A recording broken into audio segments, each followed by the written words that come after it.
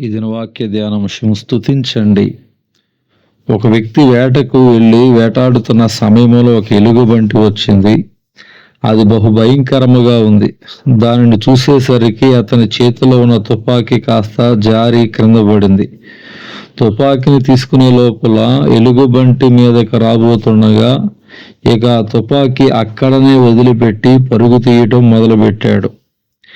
ఇతడు దేవుడు లేడు అని చెప్పి ఒక నాస్తికుడు ప్రాణం కాపాడుకోవడం కోసం పరుగులు తీస్తున్న సమయంలో నీవు దేవునికి ప్రార్థన చేయి, ఆయన తప్పకుండా నీకు సహాయం చేస్తాడని తన మనస్సాక్షి గద్దించింది.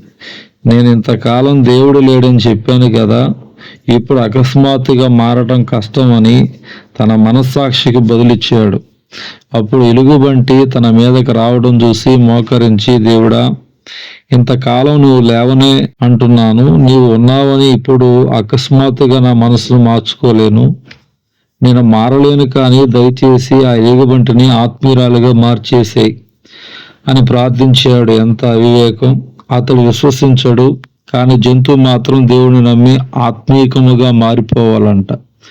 విచిత్రముగా ఎలుగుబంటి అకస్మాత్తుగా తన దగ్గరకు వచ్చి మోకరించి, దేవా, నా అనుదిన ఆహారము నీవు నాకు అనుగ్రహించినందుకు స్తోత్రమని ప్రార్థించడం ప్రారంభించింది.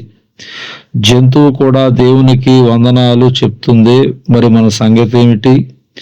మనము పొందుకున్న ప్రతి మేలుకు దేవుని స్తుతించే వారముగా ఉండాలి. దేవుని వాక్యం సెలవిస్తుంది, కృతజ్ఞతాపూర్వకంగా మీ విన్నపములు దేవునికి తెలియచేయుడి. ఫిలిప్పీ పత్రిక 4:6 అనగా స్తుతి ద్వారానే, స్తుతిస్తూనే మన జీవితములో పొందుకోవలసిన ప్రతి ఆశీర్వాదాన్ని అందుకోవాలి.